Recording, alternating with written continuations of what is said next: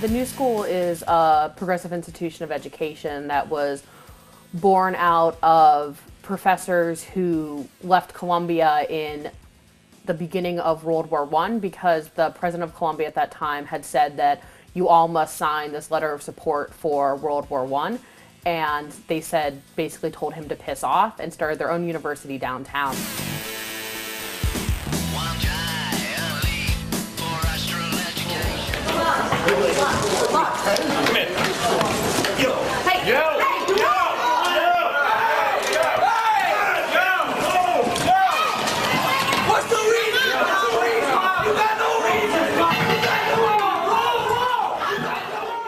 What really sort of blew up the whole incident was the firing of Provost Joe Westfall, who was essentially the 5th provost that the president had fired during his tenure. And shortly after that happened, the faculty voted no confidence in President Carey. Well, Bob Carey had been a controversial leader for many years since he took the helm at New School in, I believe it was 2001. He was very business, corporate focused. He also had admitted to committing a number of war crimes in Vietnam. He also came out in 2003 as an avid supporter of the Iraq War. The vote of no confidence, Bob Carey responded to very badly by saying something along the lines of, "It doesn't matter, the only people that matter to me are my board of trustees," which, as a side note, he appointed the majority of them. Some of the major demands had to do with the university sort of guaranteeing that they would be focused on and creating more student space to replace the space we had lost in the coming years.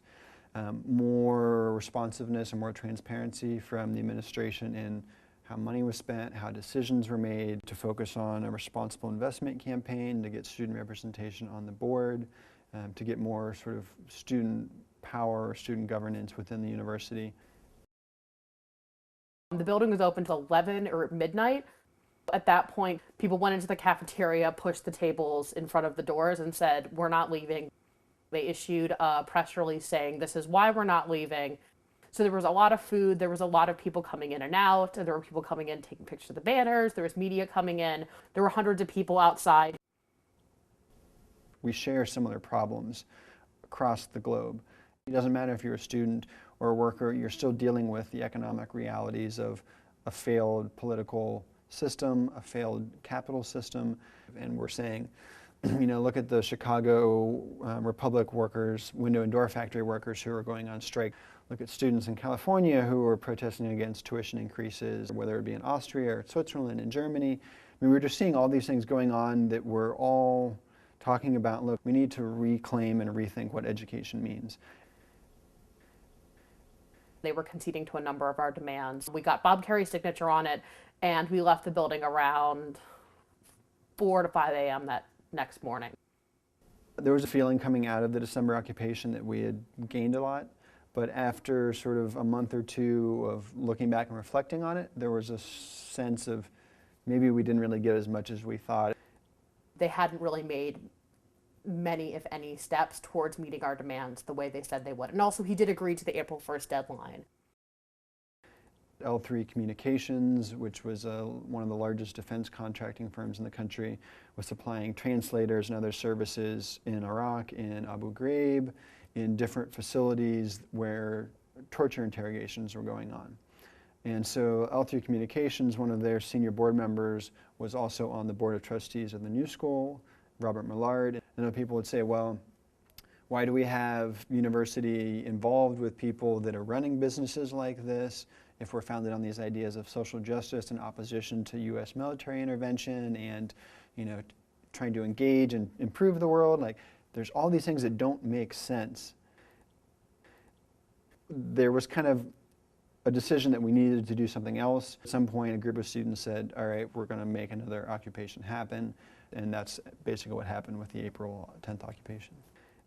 Sometime around 5 in the morning, students entered the building and put the building on lockdown. A crowd has gathered outside the New School where a group of students is holed up inside one of the buildings. Just want to show you what's happening on top of 65 Fifth Avenue right now.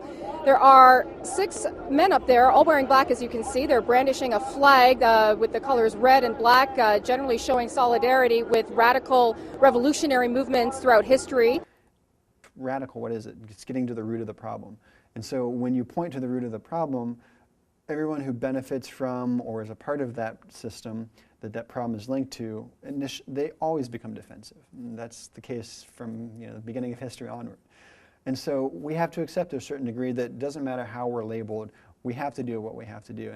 If that didn't happen, we'd still have slavery and women would still be in bondage and this world would be a terrible place. There's a riot squad, a weapons of mass destruction squad, which kind of confused me, a SWAT team, a hostage negotiation squad, and the anti-terrorism squad. They're the same type of groups that would be involved if there were another terrorist attack in New York. Mind you, this was a group of approximately 20 students who were not armed with any sort of high-level weaponry or guns or anything. Gavin! Come back!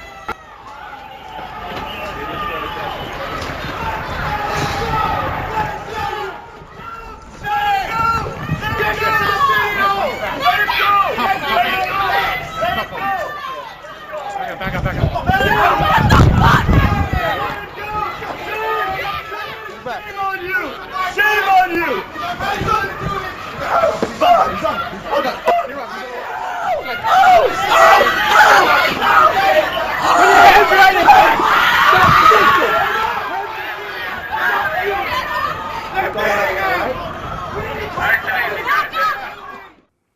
There's no nonsense in what we're doing. We have very clear ideas, very clear visions about the problems and the fixes that need to happen and how we can go about doing them. But somehow all of a sudden that becomes radical. And it's sometimes frustrating feeling like we're the ones proposing solutions to problems and the people that are causing the problems are calling us radical so they can keep making the problems. And at some point you have to call bullshit and say, no, you are part of the problem. We are offering solutions, and if that means we're radical, so be it. Then we need radical change. The history and legacy of the new school still exist in some part in the student and faculty spirit, but has more or less disappeared in the administrative spirit. What's left of it is sort of a specter.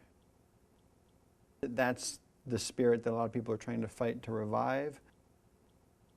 If you don't put the time and energy into organizing around an issue that matters to you and educated about that issue, you're never going to convince other people, and that issue is never going to change. Things don't just happen on their own. You have to make them happen.